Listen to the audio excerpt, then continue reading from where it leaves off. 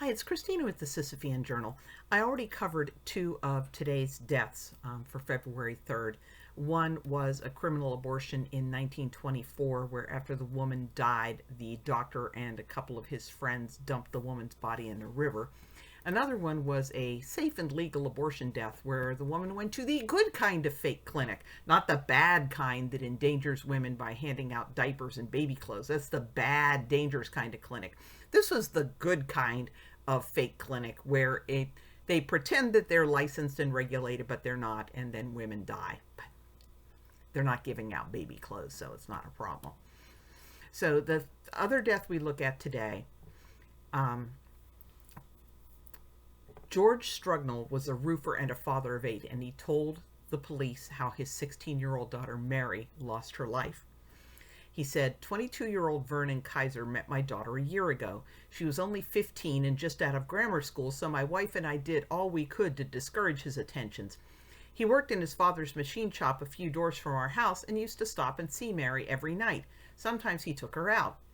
A week ago, my youngest boy, Raymond, 9 years old, was run over by a truck and his leg broken. Last Thursday, which was January 29th, my wife and I went to People's Hospital to see him, leaving Mary alone. When we returned, Mary was gone. Now, unbeknownst to her parents, Kaiser had taken advantage of the situation to resolve his own problem. So he later told police, about 3 months ago, Mary said she was in trouble and asked me to help her. I didn't know what to do until a few weeks ago. I met Dr. J.A. Harder, who said he would take care of the case for $150 if I brought Mary to his office. On Tuesday, when her parents were away, I took Mary to Dr. Harder's home. She was frightened and began to struggle, but the doctor's brother, Irving Harder, and I held her on a table while the operation was performed. 5 hours later, I took her to the home of a Mrs. Irma McMullen, 7037 Claremont Avenue. So this looks like a forced abortion pre-legalization. Mary's condition deteriorated, and to avert any suspicion that he was involved, Kaiser, K-E-Y-A-C-R, Kaiser continued to stop at the Strugnell home daily asking about Mary.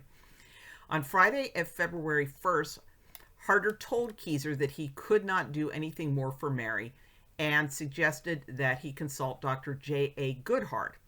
Goodhart immediately ordered that Mary be admitted to County Hospital. Now, per Harder's instructions as to the simplest way out of it, Kaiser persuaded Mary to lie and say that she had done the abortion herself when she was admitted. She died on February 3rd. Dr. Harder was arrested after going on the run for 3 weeks. Vernon, who was 22 by then, and Dr. Harder's brother Irving, a medical student, were held as accessories. The only outcome of the case I can find is in the Homicide in Chicago Interactive Database that says that Dr. Harder was acquitted. No idea why. Like, share, subscribe. I'd love to get monetized and go to Chicago and find out. And there's kind of a weird little side note here. As Mary lay dying, her brother-in-law, George Gerke, went to the hospital, and whatever she said to him was evidently very profound. He told the paper, "She just lay there trying to tell me something. I knew what it was. When she died in a few minutes, I was a new man." George, who had been a troublesome drunk for 10 years, stopped drinking and started taking care of his wife and their 6 children. And the story of George's newfound sobriety actually got more press than Mary's death and the prosecution of the abortionist. And it's Mary's sister, brother-in-law, and 5 of their 6 children that's in the thumbnail to this video. And of course, below, I provide the links to the other